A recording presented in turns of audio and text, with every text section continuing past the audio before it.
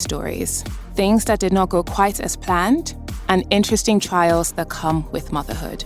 The podcast aims to encourage and uplift women, ease the burden of their ever-present mum guilt, and to let them know that they are not alone. I'm your host, Nicole Chikwe, and welcome to Mom's Worst Day.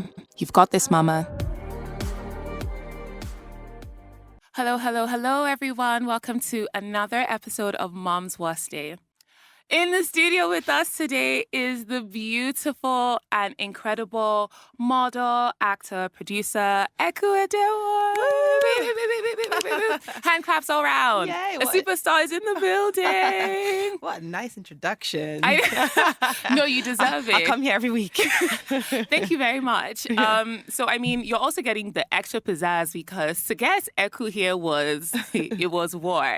I just want to let everyone know that Eku's booked and busy. I had to beg and cry, and but she made it. She made it. What have you been up to? Oh, so I've just spent the last couple of months in pre-production and production for 2 films that I produced back to back, and they actually even overlapped at a point. Mad. This is the first time I've ever embarked on something so lunatic, so crazy. I can't believe I did it. I can't believe I came out the other side. I can't believe I'm alive. But it's been, it was an amazing experience. And what I find about these sort of really tasking experiences is that when you get to the other side, it just shows you how much more you can do. Because you think, I could never do that. And then you get, okay, maybe I can do more. Amen. I love that. Like that's incredible. I can't imagine like 1 month, and these shoots are like 14-hour. Like it's crazy. Sometimes they go over it because you can't ever predict how a shoot can go. For example, it's been raining, which that's true. And that can really really delay a day, cause setbacks. On one of the shoots, we were on set till 2 a.m. And then you're getting up, say, the next morning and going again. So yeah, you can never, you hope for 12-hour days. That is the dream, right? But sometimes they're longer. But you just it's part of the love of filmmaking is the production part. It's intense, but there's a sense of achievement at the end. Yeah, I can see that because you're talking about like almost dying. Yes. But you're smiling. I'm smiling. so kudos. That's amazing. I love to see it. So thank you. Thank you so much for making the time. I know you should be like recovering. Yeah. But you're here. So thank you. Have you been on a podcast before? Yes, I've been on a couple podcasts now. I believe I've done maybe like 3 or 4. So I'm used to the format now. Okay. Okay. But have you been on a mommy podcast before? No. Aha. I've not. I was like, yes. So this is the first time that Eku's done a mommy podcast. Yes, it is actually. I don't know why. Maybe because I'm not really someone that really talks that much about being a mom. So maybe I don't always come to top of mind when talking about mommy matters. Maybe because this is the first one. The first one that's worth going on. Exactly. That I was like, where are we going with this? Of course, that's what I meant. The reason. That's what I meant. This is the first one that I even considered. Exactly. I even considered ever coming on. Thank you. We're so honored. But you're right. This is the only one worth coming on. So welcome. So let's start with your pregnancy. Mm-hmm. So I remember your pregnancy announcement, but I think the baby was already here. Yeah, I think by the time... What was the pregnancy announcement? The Genevieve cover? Yeah. Oh, okay. So I think Olena was... How old was she? I think she was about 2 months on that cover. Wow. Yeah, I think she was about 2 months, and I think we had shot it a couple of weeks before, so it was pretty timely. Like it wasn't that they held it for a while. But yeah, so that was when I guess publicly people knew that I'd gone and had a baby. But what was the question? So the question here was like, how did you even pull that off, and why did you choose to keep it kind of under wraps until the baby was here? To be honest, I think that I'm not really someone that really talks that much about my private life anyways.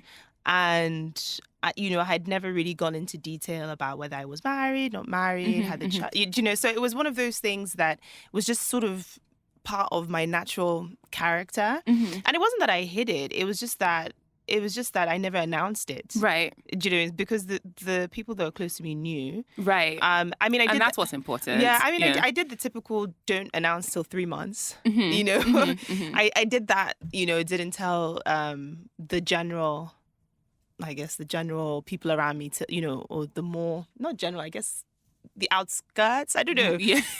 The more like extended like, friendships and stuff. Really about till about 3 months. And then also maybe I did keep it a secret because as I'm thinking about it, I didn't want to stop work. So, and it's not that my workplace would have asked me to stop, but I just didn't want it to be like a conversation until it was a conversation. Right. And I work in the media, and it's not that I didn't trust where I worked. I just think that people talk.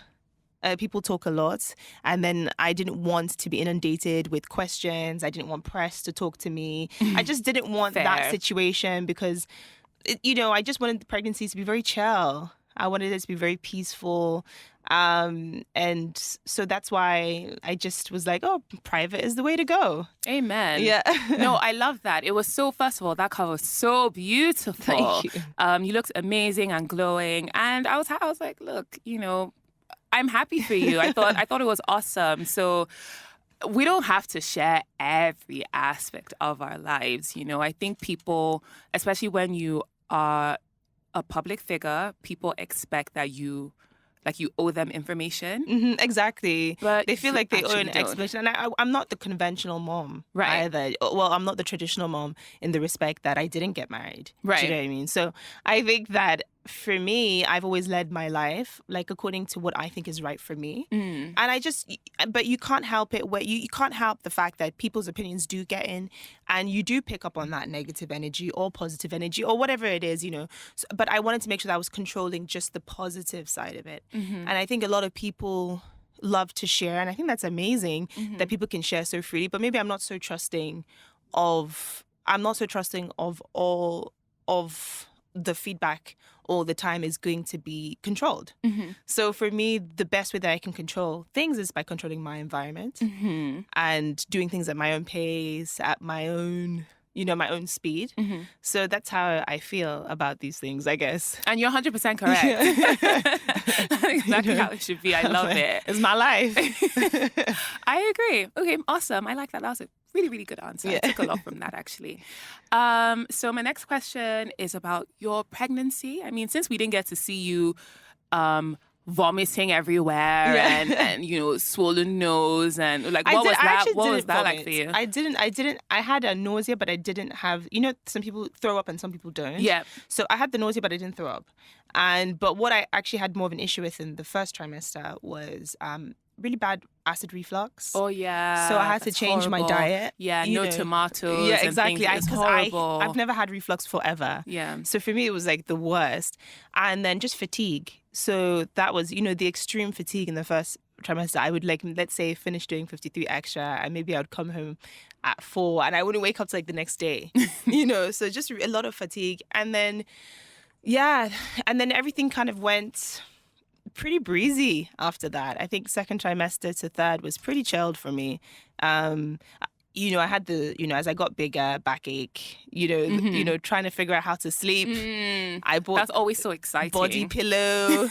I was really irritated about the backache, the strain on my back, because my baby she wasn't a small baby, even though I'm petite, she was heavy because we have big, well, in my family anyways, both sides, I think we have big babies. So yeah, she wasn't light. So you can feel it. Yeah, there's, you know, she was, you know, when she was born, she was like 3.5 kilos. So she wasn't a light baby.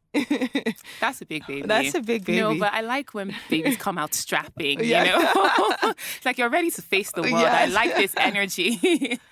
Okay, awesome. And what I've always found pregnancy to be rubbish from the beginning to the end. Oh, okay. I hate it. And I was always nervous about talking about how much I hate pregnancy, because when you're a woman and you get pregnant, it's supposed to be the best time of your life. You're just like, glowing. It's supposed to be looking like Mother Nature herself. And you're carrying life and you're just so light and people. I hate it. I hate the only thing I like is I don't even like the labor, of course. The labor sucks. Yeah. But, the baby comes. You're like, it's the end. Exactly. Yes. But yeah, I don't like anything about it. But anyway, kudos to you. I'm so glad you had like an easier easy-ish it's pregnancy. crazy because, I think people think that when you say easy, it means that, oh my God, it wasn't stressful at all or any of that. But it wasn't that. It was that I was prepared and had the expectations that these things would happen. And my older sister, I have an older half sister, and one thing she said, like, right, at the beginning, that it's not an illness. Do you know what I mean? It's Right. like you're not, so you just have to, these are just natural symptoms of you're not dying kind of a thing. Yeah. And so I was just like, well, this is temporary. This reflux will go. It's annoying, but it will go. And this back pain is annoying, but it will go. So it was that I wasn't expecting the worst. Right. So I just was like, oh well, This another too shall milestone. pass, exactly. Yeah, that's how I felt about it, and that's what I meant about, like, it was pretty relaxed in that sense. If I had felt like nothing was going to happen, and all of a sudden, like, reflex, like, You're like, what is this? then I could see how it could be. But I also recognize that some people have awful pregnancies, because I've had cousins that had what's that thing when you feel like you're going to fall all the time and you're spinning? Vertigo. Yeah. My cousin had vertigo all through her pregnancy, and you see that's that would have horrendous. been, for me, terrible. Yeah. No. Pregnancy is hard either which way. But when I hear about people who don't have it as hard, I'm just like, I'm so happy. I'm so happy for you. I even feel a bit guilty. I'm like, no, it's a good thing. Don't feel guilty. We're behind you. Thank you. So, as a public figure, was it hard watching your body change during pregnancy and like after pregnancy? I don't know. I mean, you look fantastic. You look like you're 19, and never had a baby, never even heard of babies. Like, you look amazing. But were you worried about that? Like, when you were pregnant and like, oh, I'm a public figure, I'm never going to get my body back? Or was that never really too much of a concern for you? No, not really. I didn't really think too much. If I'm honest, I never really thought too much about what would happen physically. And I didn't even stress to be honest, one fantastic thing for me being pregnant was that I had really great boobs when I was pregnant. Oh, yes. yes. And obviously I'm like, very small chested. And actually my boobs got smaller after, and that was hard to deal with because I had already accepted my small boobs before. And then when they became even smaller, I was like, I was understand. Like, what has happened? That was a little bit like, ooh. And you already had the taste of the good life. Oh my gosh, I had the great life. I was looking like a porn star. I was looking like tiny. No, honestly, like I had really big boobs when I was pregnant. I was like, wow, like this is something. And then I was a little bit heavier as well, but I appreciated it. Like I wasn't like, oh my gosh, like this is such a big. I actually just loved the shapes that I was. I think the more difficult part for me is that after pregnancy, this was a sort of shapeless phase. I can't explain it, where you don't really have a figure. Yeah. And I don't know if that happens to everybody. Yes, but it does. Yeah. So that shapelessness was what was a bit like, oh, okay. And then being like, smaller chested as well. I was like, oh. And those were the times I was like, I remember thinking to myself, should I get a boob job? Should I not? And that's really like the first time I've ever really thought about changing my body surgically. Right. Do you understand? But then I was like, you know what? This too shall pass. Do you understand? Like right now you're feeling vulnerable, you're feeling insecure, you're feeling like you're not as not as sexy as you were, because you're so used to your body before, right? That it's like a big mental shift to accept the changes after. And for me, I would say that was the biggest challenge. It was the chest thing, but I didn't. I just just allowed my body to do what it needed to do, and now I'm like, I'm part of the itty bitty titty crew, and it is what it is. It is what it is. I can wear blazers with no shirt, and it's a look. Exactly, it's fashion. Exactly. So you just embrace whatever you have, and you find your comfort zone. But then also, I'm active, right? I'm an active person, and I also eat quite well. So I didn't push myself really hard I gained what I needed to gain, so, the doc, like I was, whatever I needed to gain, I gained, do you know what I mean? To be healthy. There was even a point where they was like, okay, you're gaining too much, like, slow down a bit, because okay.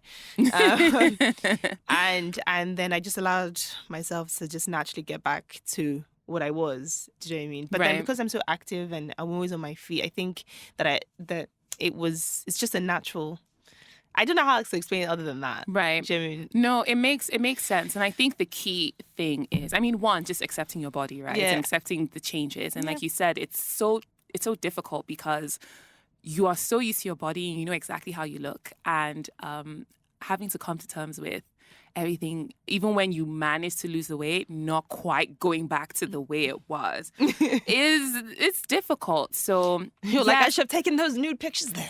Like, and just framed them, kept them, so I could be looking at them. But it is what it is.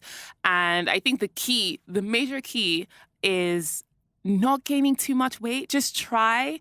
It's really, really hard though. Like, I'm one of those people who, in every pregnancy, 3 pregnancies, I've gained 60 pounds each time.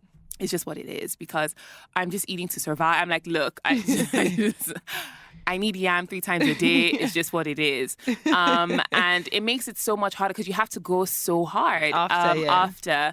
But then it puts you under much less pressure if you don't gain as much weight. So you can kind of take your time. So I tell my friends who are pregnant, I'm like, look, just try. I know it's really, really difficult. I think it depends on your cravings as well, because I did not crave junk when I was really? Yeah, I didn't, which is interesting because I crave junk as, in my normal state.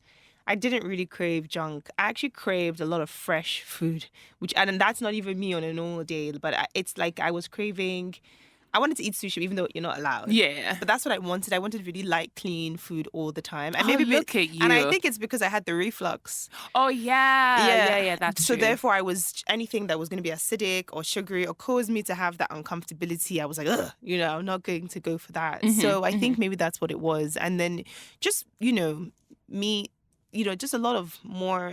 So that's why I think that I didn't gain as much as I did, because if I was eating junk food the way that I eat when I'm just having like a normal binge, and that was my pregnancy diet, I think I would have been much bigger. Right. For sure. Okay, fair. But the key is, ladies, please just try your best. Take it from me. I'm a 60-pounder. And exercise. During the pregnancy? That's my advice. And when I say exercise, I mean like walk. Oh, yeah. Try and be active. I don't mean like go. I mean, obviously, there are athletes that you see. Yeah, who that are can pregnant. still be going. Oh my God, yeah. That are like pumping iron at the gym and still going till like 9 months. And then the baby pops out and they're back in the gym. I'm not saying do that, but be very active. Just keep going. I was on I was working till I was 6 months pregnant. Right. I think that really helped. Yes, I agree. And then for the last months, I was walking all the time. I was like, walk. Keep moving. I'd go out, go dancing. I'm not even joking. Yeah. It does help though. Yeah. Even with like nausea and stuff, just keeping engaged. Yeah. Kind of, I don't know how it tricks your mind, but it does. You know, like with my nausea, with it distracts. Because it's distraction. It distracts you. Yeah, just walking as opposed to just like, oh my God, I feel. And lying there, and you're like, oh, I'm gonna die. Yeah. So I would say my advice my advice would be keep active, and if you can, just try and figure out. Yeah, if you can. Yeah. In any way, swimming, walking, just. Gentle exercise. It really helps, and then it also gives you the stamina for the end of the pregnancy. Yes, because you're going to need it then, sis. You're going to need it then. So my next question is about work. So women are hesitant to have babies because they feel like, this is not the right time because it's going to slow down my career. Do you feel like being a mom has slowed you down career-wise? I think that it has pushed me to make, more considered choices. So I've changed, and I've also changed the pace of how I work. Even though I'm saying I was on set for 28 days back to back with no break. I think, when I got pregnant, it was at a time where I was sort of going through a transition with my work. Anyways, I was sort of moving away from doing a lot more red carpet work and constantly being on call, and sort of moving more to doing a lot more sort of films, interviews when I wanted to, and kind of pacing out the type of work that I was doing. And so for me, my work has sort of evolved with me, and I can see how it's hard if you're in sort of a 9-to-5 corporate job, to adapt that, especially when we're in an environment that's still really quite behind on sort of like, policies to sort of support the working mom, because obviously like in places like the UK, you can do 3 days from home. You can work out these sort of things. The UK is amazing with what they do for crashes, moms. Yes, sort of exactly. things that support you being able to continue doing the work that you have to do. I think it's inevitable that it will slow you down in some way, for sure, because you just sort of have to divide so much more time you have to, to give to your child and those responsibilities. For me, my workflow has changed. So it has changed a lot, because now I sort of pick. Do I shape my schedule? I guess I do. But then, for example, I'm producing commercials. I only have to be on set 2 days, produce the commercial, wrap it, deliver it, go to the office for maybe about 2 weeks of pre-production, and then that project is done. And then I chill. I chill for like 2 weeks or 3 weeks, reading scripts or looking for other work. And then another project comes up again, and maybe I'm on set for 2 weeks. So I sort of have the time to sort of adapt my schedule. And yeah, sometimes there are major clashes. Like obviously being on set for a month and being a mom is really tough. But it has actually helped me. I'm not very good at asking for help. Oh, sis. You're speaking to me. Yes, but carry on. Yeah. I'm terrible at asking for help, asking, people to sort of like, but it's made me very good at sort of reaching out to my friends or, my daughter's friends' moms, and actually making those connections and being like, oh, can she do a play day, or can she come to yours after school? And honestly, like that has been such a lifesaver for me, because I just, because I don't want her to be at home alone with just the nanny, not just feeling a little bit neglected. So at least there's those distractions. And the days when I know it's going to be light on set, I bring her to set. Oh, that's nice. Yeah. Oh, so she gets to see you at work. She does. And she called some of the last things where she's like, she's rolling, action. So she now knows the buzzwords. You see her like mimicking what they're saying, and then or directing a scene when everybody's sort of chilling, like going to the actors. Oh, can we direct a scene? Yeah. So and I think she likes entertainment. She's always sort of been a bit of a performer, and I don't know whether, I mean, obviously it's from me, but I think she genuinely has a love of it. So I know she's not bored. She's excited to come to work with me, and if she doesn't want to, I'm not going to force her. I'm like, okay, whose house would you like to spend the day with? Or she's with her dad, or he's picking her up. And so asking for help has been a big learning curve for me. I love that you said that. Yeah. I think I'm definitely like that. It's something I still struggle with, and I'm trying to kind of unlearn all of those things that we are programmed to believe about motherhood, about how it's something you need to do on your own. And, the harder you work and the more you're struggling, the more successful you are. Exactly, then you're a really good mom. Like, you're a real mom. Yeah. Like, look at her, she's suffering. That's a real woman. That's a real mom. I don't believe in suffering. No. I don't. Like, I reject suffering. Yes, yeah. Suffering is not it's not my portion. I don't think that anyone's going to see like this imaginary badge of honor. I agree. You suffered. Good well for done. You. Exactly. Good for you. Like, how could someone tell me? I can't remember what it was. I was going through like a really rough period, like mothering or something. I can't remember. And the person's like, well, at the end of the day, at your daughter's wedding, when they say, oh, it's time to dance, sweet mother, they'll play sweet mother for you and you'll be dancing. I said, so I should wait till then, 25 years from now, 26 years, so that I can do my one dance and then go home. You must be crazy. No. So I love that you said that. You struggle with asking for help. I think a lot of moms could relate to that, and the importance of having like a village, a support system, because it does take a village to raise a child. It really does. So I love that. You mentioned her like enjoying entertainment. Is that like, if she decided that this is what I want to do, is it something you would like actively encourage? I would, and I think I would do it I don't think when I was growing up, in Nigeria, that like acting was like a viable career, and therefore it was always seen as a hobby. So for me, I would, what I would change it was that if she did decide that she wanted to do it, at the right age when you make those decisions, I wouldn't treat it like a hobby. Right. I agree. I would be like, you are going for classes, you are going to train, we are going to Hollywood. Yes. I'm going to be a stage mom. I love that. Yeah. So if she did decide that that's what she wanted to do, I would put my full effort behind it. Please, let's go. Let's not even think small. Let's go all the way to Hollywood. And she's great at sports as well, so I'm going to develop that too, because I must have a superstar. She must make millions somewhere. All this sweat must be for something. No, I love to see, because sometimes like I get home, I have 3 kids. I'm just looking. I'm so between 3 of you, nobody here has a job. Everybody's just at home. No one wants to work. Can't you find something to do for me? I'm like, I'm legit like Naomi Osaka. Yes. I'm like, these are the kids that we need to be observing. Oh, yes. I want you to be the highest paid something. No, I love when that. you're Tennis 22. is a good one. Do you understand? So we can get a yacht. Thank you. That's amazing. Please, this tennis one, I'm really on board. And whatever, I really think I would make a great manager. I think you would. Thank you. So just, whenever she's ready. Yes. In whatever realm, yes, I be it film or sports. Because you never know, I might still be doing it then. She'll need management. There you go. Maybe I won't have the time. Exactly. So I'm willing to come on board. Just a small 15% is okay for me. 15 is okay. Thank you.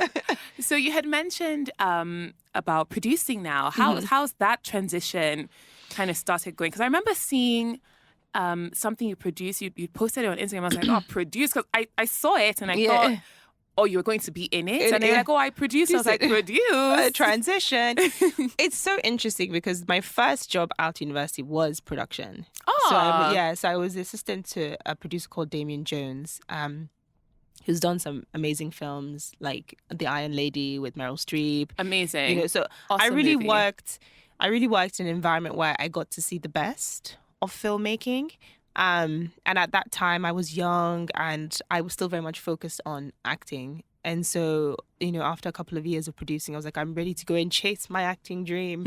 And so when I came here and I got into 53 Extra, that was sort of my focus at the time. And what I found as I was acting and presenting was that I realized that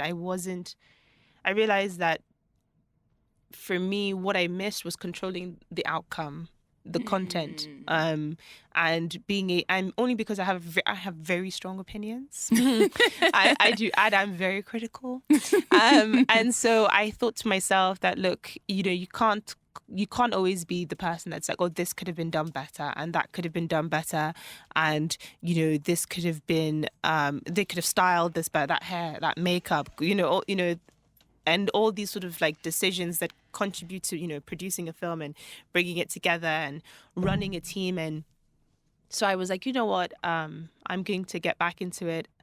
But I was actually dragged back into it by Bibi Shashere, the director of God Calling and Before 30. And he was like, look, because I had helped produce some things on God Calling, and he was like, do you miss production and everything? Anyways, come in, produce.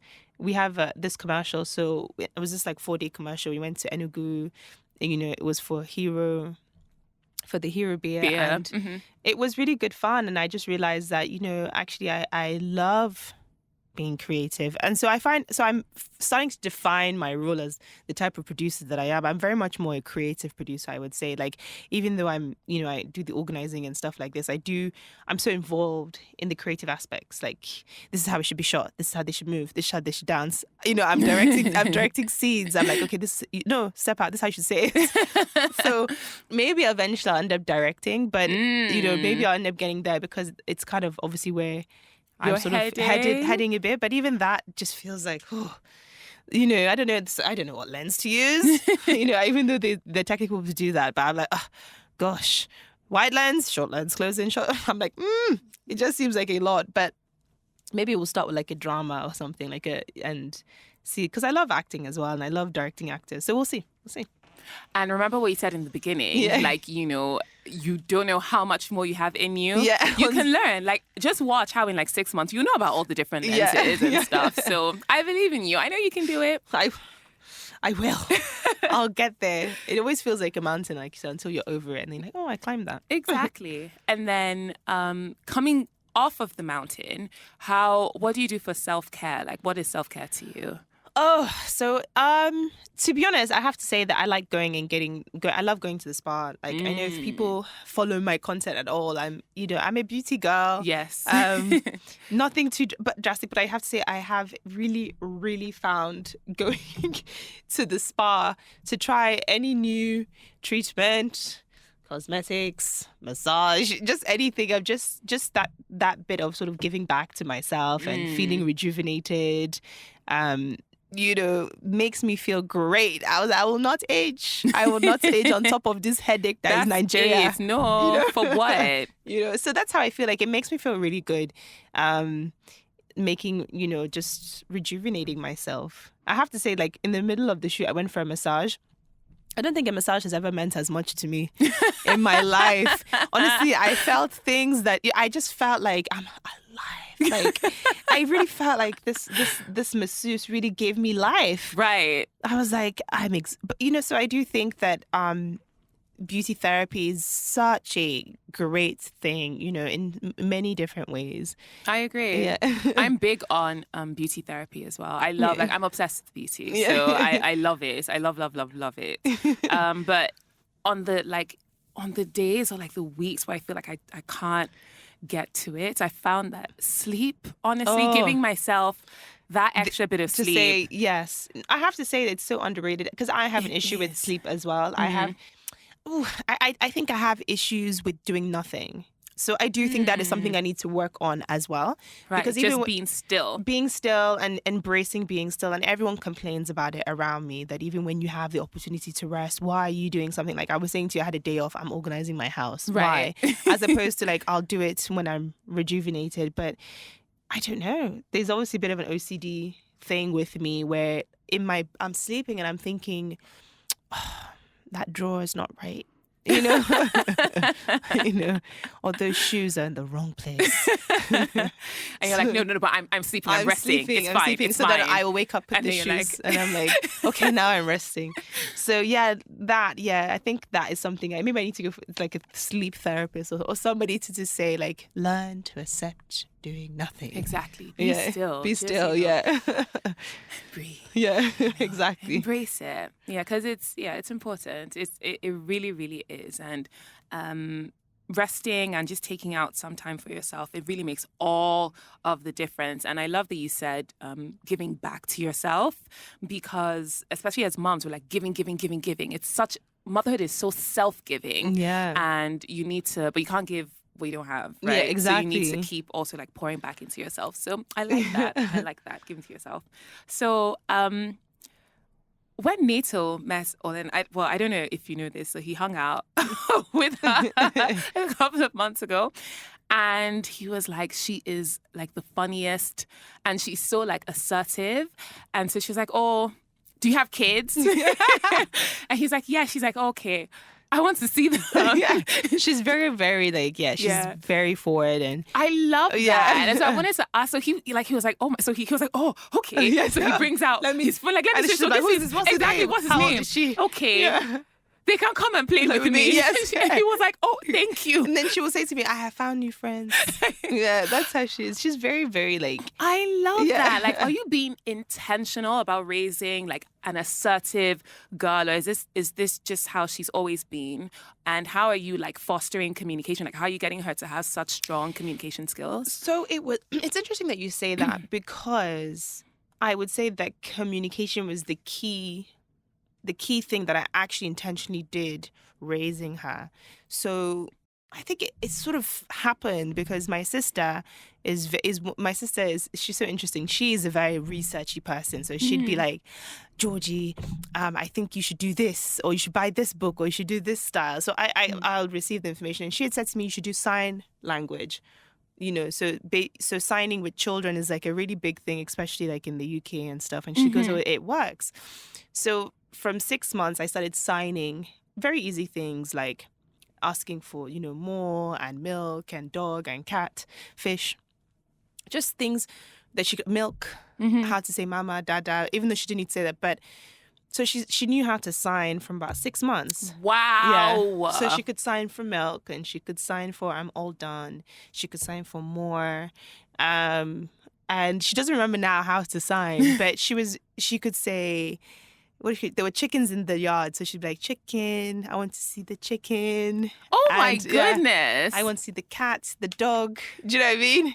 So she was signing, and I was shocked because I thought it was just like Doolally stuff. You know what I mean? But I would do it every day anyways, because like I said, I'm quite OCD. Like if I decide I'm going to do something, I do it over and over again. So I kept going to have milk. And then one day she's like, and I was like, oh my God. She's a genius. Do you know what I mean? So yeah, like people used to do it as a party trick with her. They thought it was fascinating that she could comprehend. Like I'm just like, I cannot believe what I'm hearing. That is amazing. Yeah, they thought it was fascinating. They would think, oh no, she doesn't know what she's saying, Joe. Like, do you know what I mean? Like, so then my friends would be like, okay, milk, and then they'd be like, dog. She'd be like, cat. So they were like, wow, okay, maybe. You know what I mean? So it does work, I would say. And it was interesting. As soon as she could replace the words with the signs, then I just sort of let it. Some people continue signing, all the way till now. So they keep learning more signs, and then your child can sign language fluently. Right. But I didn't continue, because as soon as she started being able to verbalize, and she spoke really early. Like I remember going through videos of her, and there's a video, and I'll send it to you, where she's talking, and I remember looking at the video, and I just realized she was just maybe about 13 months, and I was saying to her, what's this? She's like, my nose, eye, teeth, and she said teeth, and she could say TH. I remember thinking, how old is this video? And she was like 13 months. So I was like, wow, okay. I was like, she spoke really early, and I do think it was the signing that actually helped, because it was pushing the communication so hard. Like, it's pushing language, right? Yeah, exactly. Yeah. You're forcing them, to communicate with you, because I think kids can communicate really early. They just don't know how to get it out. And I think that made her a very chatty child. And then I never did I know everybody naturally talks do you talk in a slightly higher voice? Yes, I do. Yes. I'm like, hi. Hi, how are you? Do you want the exactly. food? So I could never not do that. That's still how I talk to her now. Do you know what I mean? Right. Your voice naturally goes high. I think it's also with boyfriends, right? Sometimes exactly. You're like, hey, baby. So, with her, I never spoke in goo goo gaga, I did like babble, and sort of alternative words for things. Like, do you want to I don't know, people have alternative words, right, simplified version of things. Yeah, I don't think I really did that. So I think that's where her assertiveness, and I always spoke to her as, I don't know if I was very lenient. And maybe because, like I said, she's the only child that I have. And when I say lenient, I was always like, don't do that. It's wrong. I would speak like that to her, even when she was younger, as opposed to like, oh, you're just 14 months, or you're just two years, I would always correct bad behavior. Important. I would always correct bad behavior younger. Not harshly, but let her know that it wasn't appropriate, as opposed to excusing it because of her age. Right. So I think all these things made her a little bit more mature. I don't know. That I can only talk to how I handled her. So and I always spoke to her like an adult. So reason, I reasoned with her, is that a nice thing to have done? Do you think that what you have done is right? I love that. And she's like, I have no idea. Is it bad? I just poured water all over your couch. I'm like, do you think what you have done is right? She's probably like, no. Maybe. Yes. I don't know. Well, let me tell you, it's wrong. But I love that. I love that you said even trying to reason with them, because a lot of kids are just told what to do. And so they're not really taught to think things through. To consider it. And I think that's so important. I think children are very, very astute. They know what's going on. And I think children are very manipulative. Yes. They are. They are. They're just little tyrants. And, they know when they're playing you or when they're playing on you. And they know that they can. Right. So that's why I was like, really engaging with them as intelligent beings. As soon as you can tell that they're cognizant, and able to comprehend. I think it's important. It is. Yeah. And don't get tired. Just keep repeating. I watched a video about boundaries with kids and why you have to keep saying the same thing over. Because, if you say to them, don't pour water on the couch, she would process it as, okay, so today? I won't pour water on the couch. But tomorrow? Possibly. Can I? I'll try tomorrow. Yeah. Let's just see what happens. Yeah. But if you think about it, adults make the same mistakes over and over again. So sometimes we can be very harsh with children. We can be very, very tough, with how we and they're the ones that have more excuse than anybody. Exactly. And our mistakes are much more stupid than pouring water on the couch. We know the stupid ass things we do every day. So I agree. Let's be a little bit more lenient with our kids. But she's amazing. I can't wait. Please, this video I need to see because I also need us to meet so she can get comfortable with me being her manager in the future. So she needs to set. You guys need to start your your vibes. Exactly. I agree.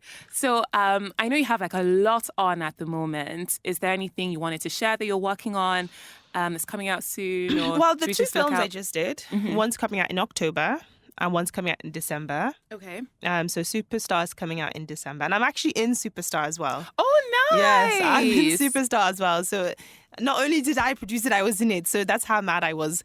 Who knows what I look like on camera? Good Lord. I'm probably exhausted. But yeah, I'm in Superstar as well. And that's a story about a young girl who wants to be an actress. Okay. Not me. I'm not that character. And, chases her dream of being a Nollywood star. Okay. And, obviously gets there. And then once she's there, there's always the downside to fame. Of course. That's essentially the gist of that story. And I play her manager. You see? The universe is saying something. Something is happening. So I play her manager. And then the second one, Charge and Bail, is about a young woman who moves back to join her father's law firm. And then her NYC posting, she gets posted to a charge and bail law firm. So it's sort of like a duck out of water story about, places that you find yourself and how you adapt and how you grow up to the challenge and how that changes you and stuff. So yeah, it's two really fun films. Nancy Isime is the lead on Superstar. Zainab Balogun's the lead on Charge and Bail. Oh, so, awesome. Female. I know. I love to see it. Female leads. Love to see it. That's amazing. Well done. So yeah, thank you. That's what I can push right now. Castle and Castle season 2. Okay. Will be coming out hopefully the end of the year. Amazing. So for all the Castle and Castle fans out there, we have not forgotten you. We're coming back. And and if anything else comes up, I'll let you know. Please. And in the meantime, we can all follow you on social media at Eku Edewor. Yeah, at Eku Edewor Instagram. To be honest, that's probably where I'm most active. I would lie if I was active anywhere else. Same. That is where I reside. Okay, so catch her there. Catch her living her best life. So we're at the end. And usually at the end of the podcast, I share an affirmation because I'm big on affirmations. So I find one every day, read it, think on it throughout the day. And I'm okay, try and take that in because I think it's important that you say certain things to yourself. I think agree. It, kind of rewires the way that you look at yourself as well and then can rewire your outlook on life in general, right? Honestly, I agree. I think that's how I get through most of my challenges. Oh, amazing. Yeah. All right. So let me share today's... Twinning. Exactly. Yeah. There's so much happening here. I just need to meet Olena properly. So just yes, we were meant to be. Exactly. Yeah. And then it's fine. So today's affirmation is, motherhood reveals my strengths to me. Motherhood reveals my strengths to me. I like that. What do you get? What are you getting from that? No, I get the truth. Honestly, preach. Preach. Honestly, to be honest, I think becoming a mom has made me realize how resilient I am, how much more that I can do, what is that word? Ingenuitive I am, and how able to overcome so much more than I thought that I couldn't. So yes, I do definitely think that becoming a mom has has revealed myself to myself, if that makes sense. So, yeah. I love that. That's beautiful. It's revealed myself to myself. Yeah. I love that. Yeah, I agree. I think that I always thought that, especially when I first had kids, I thought that motherhood revealed my shortcomings. So I realized how disorganized I was and all of the things I couldn't get quite right. But no, actually it reveals all of my strengths. I'm super hardworking. I can survive on like 2 hours sleep. Like there's so much I can do. I know that I didn't realize how much I could give. And I can still give more, So yeah, I agree. I think also being a mom also just made me accept that you can't do everything as well. I think it's humbling as well, isn't it? But it's a different type of acceptance. It's like a peaceful acceptance. It's like, oh, okay, this is what people were trying to tell me before, that that you can't do it all. Like in terms of like you can't do everything, but you can achieve it all, right? But you can't do it all at the same time. And it's and it's fine. It's fine. It's actually fine. It's okay. So yeah. Thank you. Oh, well, that's an awesome way to end today's episode. Eku, thank you so much for coming. No worries. I had such a nice, this was awesome. This was really, really, really, really good. I love having these conversations because I actually take so much away from it as well. And I hope that anyone who's listening and I'm just happy I didn't cry. I feel like motherhood makes you cry as well. I know, I don't know why. It makes you so sentimental. Like, do you know what I mean? You'd be like, oh, my child's shoes. Exactly. Look at her small foot. It makes me so because small. I'm not really like I wasn't the mom that cried when she dropped her child, at school. I don't really cry this, but I find myself crying at the weirdest things. Me too. I think it's when I'm being made to talk, then I'm like, oh yes, I have a heart. Exactly. I do love her. Yeah. She is amazing. She's amazing. Her shoes. Yeah, exactly. Thank you so much, Eku. This was awesome. And again, please find her on @Eku Edewor. Yep. And until next time, guys. Bye. Bye.